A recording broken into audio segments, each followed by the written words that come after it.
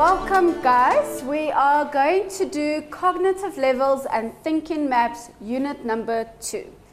So what we're going to be looking at in this stage is we're going to be looking at two aspects. We're going to be looking at applying and analyzing. So during this lesson, what we're going to do is we're going to be focusing on the two Bloom's taxonomy levels, which are apply and analyze.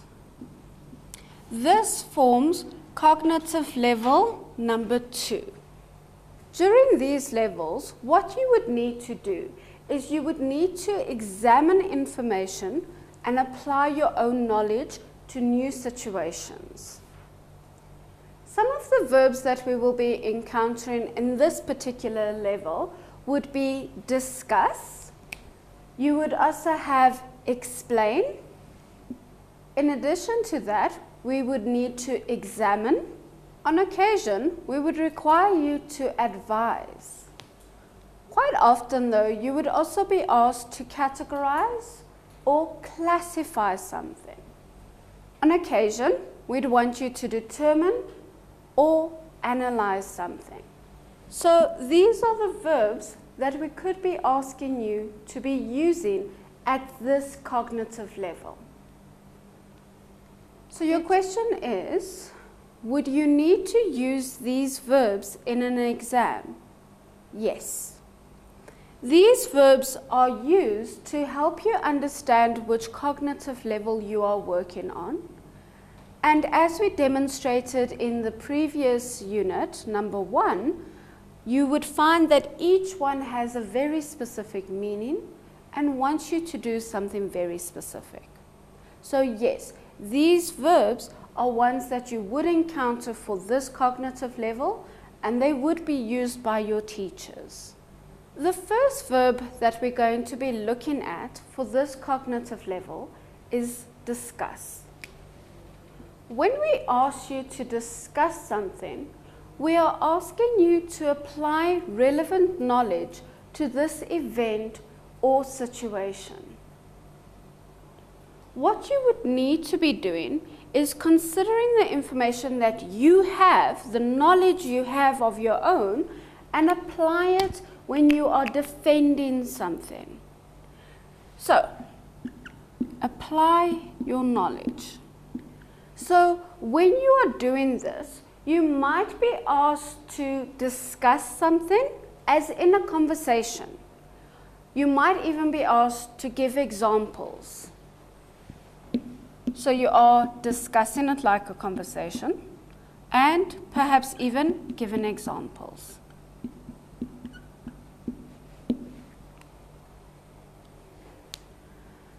So a nice way to look at this particular verb is think of any discussion you have. If you are asking your parents to allow you to go out for the evening with your friends, you have a conversation with them. You give facts about the event and you take in what they are saying. This is very similar to discuss. The verb discuss means exactly that, as if you were having a conversation. You are arguing for one side of the conversation, giving examples, listing information if you need to. The next verb that we will be looking at would be explain. With explain, you would be asked either to give a definition or you would be asked to list examples or provide information, reasons why you are arguing for that. Okay? So what you are doing specifically is you are either giving a definition or you could be asked to provide examples or provide reasons.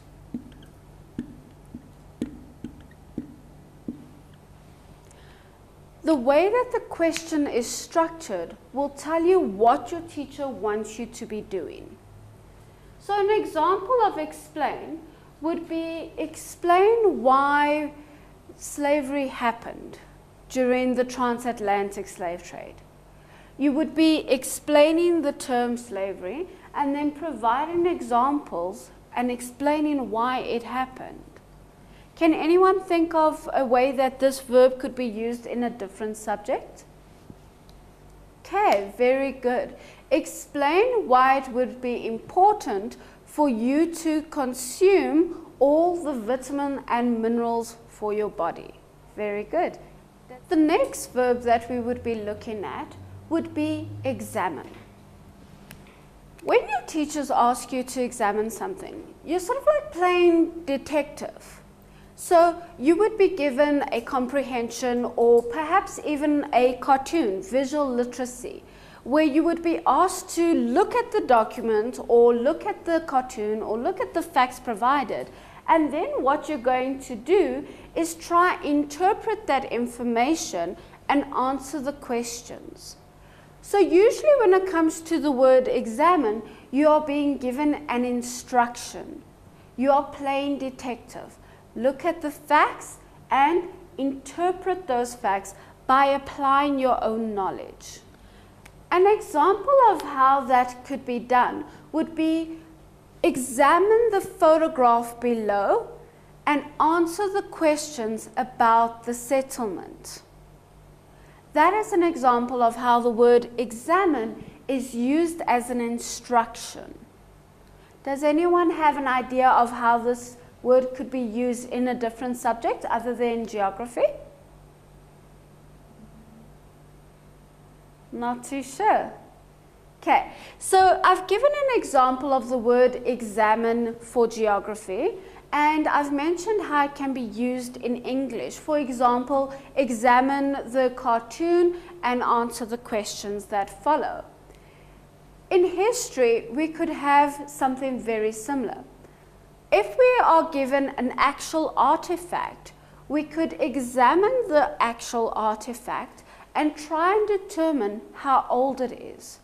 And if we're lucky, we can even determine where it was found. One of my favorite verbs would be the verb advise. And I like advise particularly because it is something that anyone can do. If you have to give someone advice about a problem that they have, what are you doing exactly? Very good. So when you are given advice, you are given information and perhaps even your own personal experience and your own personal knowledge to help them solve a problem. Would you like to add?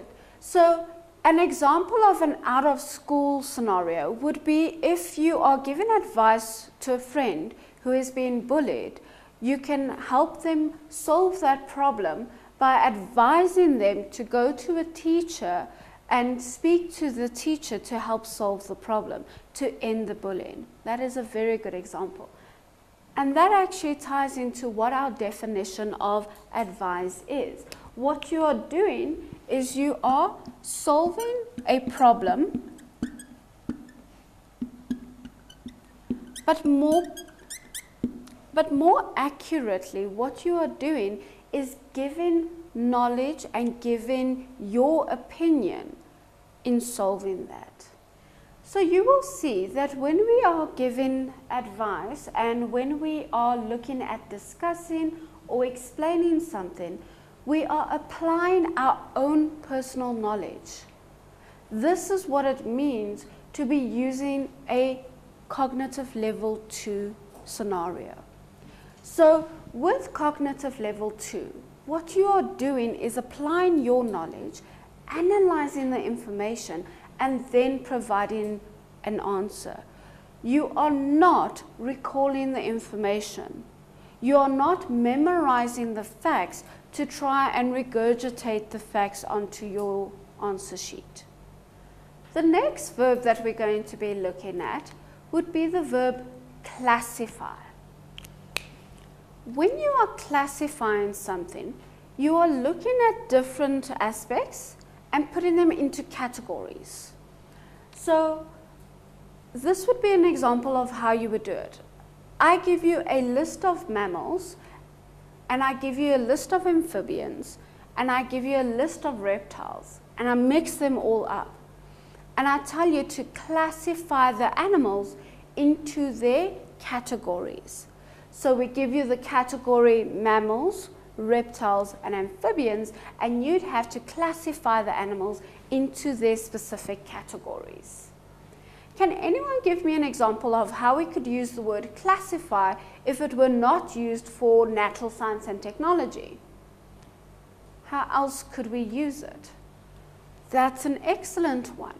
So if we were looking at English, we could be looking at a list of words or a list of phrases or examples and say, classify these into the different figures of speech. That's very good. Is it possible to classify things in mathematics? Okay, so when you have an answer at the bottom, you might need to classify your examples, your answers, into different categories. Absolutely. In mathematics, you deal a lot with shapes. As a result of that, you can classify them into the different categories. For example, spheres and circles versus squares and cubes, depending on whether you're working in 2D or 3D. The other thing is you could actually classify shapes into either being 2D or 3D. The next verb that we're going to be looking at would be the word determine. When we are trying to determine something, we are deducing information. And really that is a nice way of saying conclude or assess after considering the facts. When we are determining, you're putting that detective hat back on. So you're going to be looking at the facts, and that doesn't really always give you the answer. Those are giving you clues. What you are doing then is you are coming up with a conclusion behind that. So an example of that would be there is a person on the floor, and unfortunately they're dead, and there's blood, and there is a weapon next to them. They've got a gun in their hand. You conclude that a gun was used to kill that person. With further investigation, you can determine how. So that is what we are trying to do when we determine something.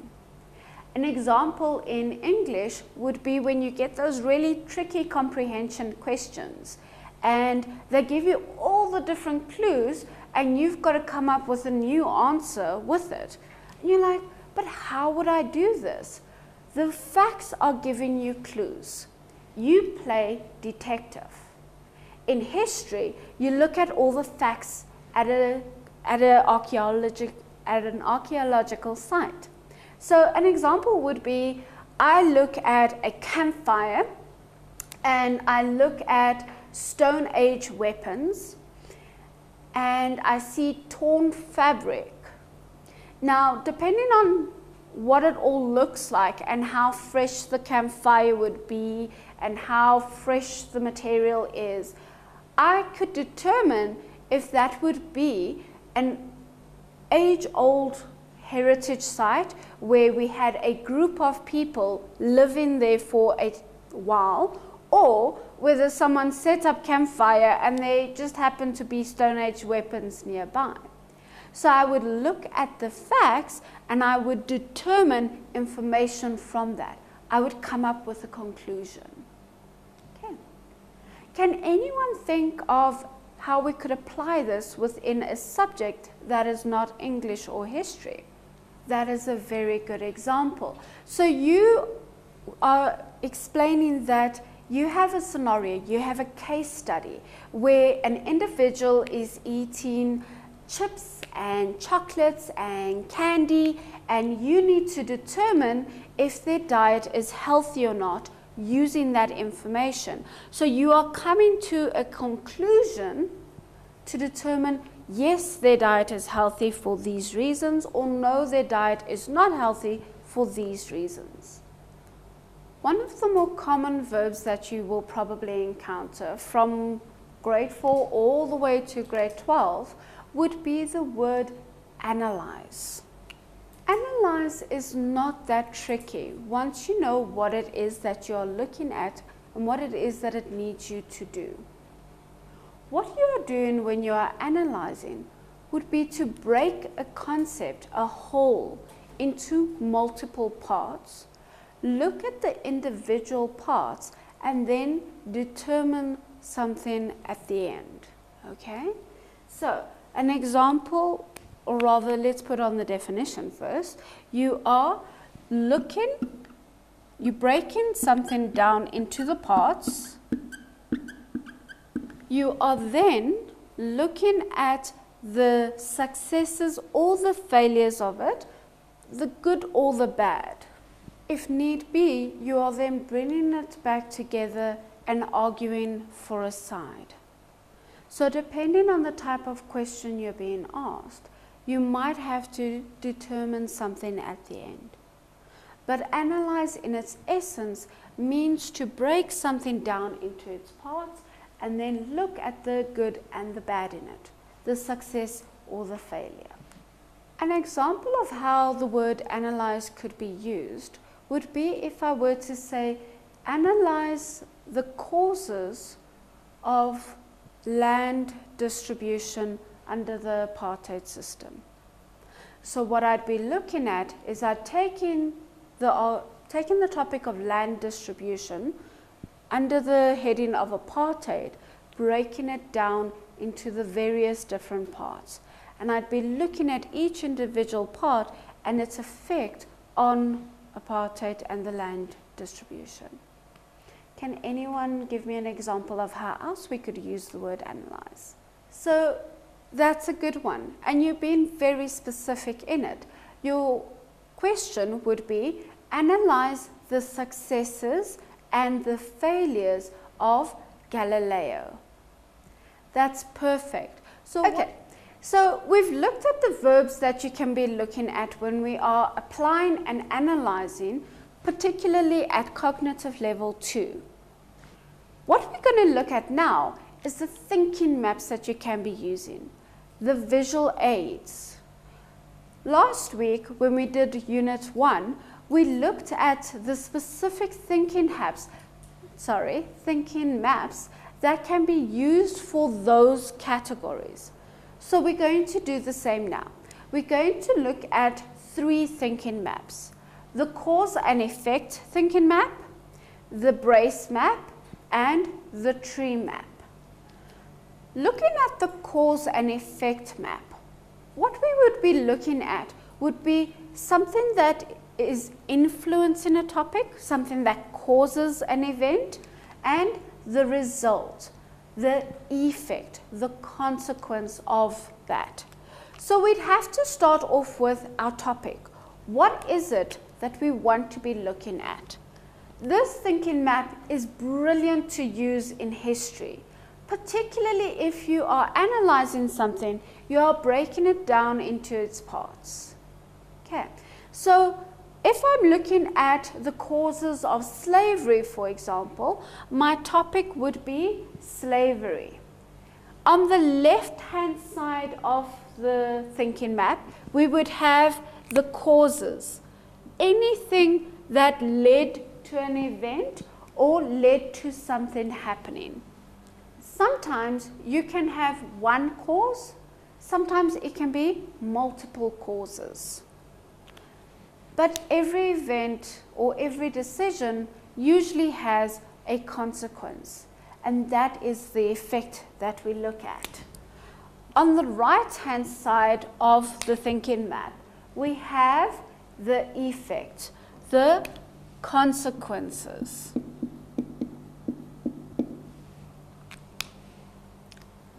Personally, I love using this map for history because it's a nice way to visualize what happened in a particular event. And you can use it for any event. The migration of a group of people, the cause of World War II, as we previously suggested, you can use it for slavery. But in addition to that, if you were planning a story in English, for example, you can use this thinking map. So your main character decides that he wants to do something. He is causing an event, okay? Then you discuss the event and look at the consequences. So it's a wonderful thinking map to use if you want to actually look at plausible causes and effects of something. I make a decision and there are consequences to it. So if your main character is 13 years old and he or she sneaks out of the house and the parents find out, there are consequences. So on the right-hand side, we would then look at possible consequences to one decision of actually doing something. Can you use this cause and effect in a different subject, for example, life orientation? That's a good one. So if we had the topic bullying, we could look at what caused the bullying. So for example, a child not being treated well as a young person and not getting enough attention, a love or affection. And the result could be that they become more violent, that they become a bit more aggressive and a bully. A brace map is fantastic if you want to analyze something. So when I want to analyze something, I want to show the breaking down as well as the relationship between it. So with the brace map, we start with the whole on the left-hand side. So we start with the whole, and then we break it down into different parts. Okay, so I could have part 1 here, part 2 there, part 3, and part 4. If need be, I can break it down even further and put even more information showing the relationship. This particular map is fantastic if you want to actually break down a physical thing as well. So one of the ways that I was taught to use this would be for biology. So we start off with the body, the person as a whole. And then we break it down into different parts. So for example, extremities, torso, and you break it down even further than that. So the extremities consist of the hands and the feet and the head, where you are losing heat. The torso consists of the chest area. And then you break it down, what do we find in that chest area? So we have ribs, we have a heart, we have organs on the inside, and this is great for breaking things down in a very obvious way. But it also helps you categorize it and classify it into its different sections. So for me, I like using this particular thinking map if I'm analyzing something and need to break it down into parts, or if I'm categorizing something. But there is another thinking map if all you are doing is categorizing things into specific categories, and that would be our tree map. So the next thinking map we're looking at would be the tree map. Has everyone heard of a family tree? Yeah, everyone's heard of a family tree. And what do we do in a family tree? Very good. So a family tree would start with you and then go down to your parents, and then your grandparents, and then your great-grandparents. And what you're doing is you are classifying these things in the different categories. Each level deals with a new generation. So at your level, any siblings you have would also be under your particular category. Okay? So a nice way of doing that would be looking at it like this, starting with you, and if you have any siblings, you'd include them at your level, then naming your parents, parent 1, parent 2, and then going further down into naming your 4 grandparents, and so on and so forth. That's why it is called a family tree. It usually forms the shape of one, where at the end you've got that big tree leafy area. Okay, and at the trunk you've got you. You are the last generation. This would be just flipped the other way around to create that illusion. So a family tree uses a tree map, and it's excellent for categorizing things. You don't also have to use it just for categorizing families though. In English, you can also use it to categorize things into different parts. So, for example, if I'm looking at the parts of speech, okay, if I'm looking at the parts of speech, I can categorize them into the different ones. So, next would be nouns and perhaps verbs. Then we look at the different types of nouns. What type of nouns do we have? So we have a common noun, a proper noun, a pronoun, a collective noun. If we're looking at verbs, we look at the different types of verbs we have there. For example, your auxiliary verb or your action verb. And you just categorize them into the next ones. If you need to use one with multiple sections, you can also do that. So an example would be listing just the types of nouns because they're not subcategorized further. And the same with the verbs, listing the types of verbs. You can categorize them further down if you need them. Okay, so a brace map and a tree map. A brace map is flipped on its side, looking at the parts, but a tree map is used to classify things, to put them into specific categories. Okay. Any questions? Okay. Thank you. That concludes our lesson on cognitive levels and thinking maps, unit number 2.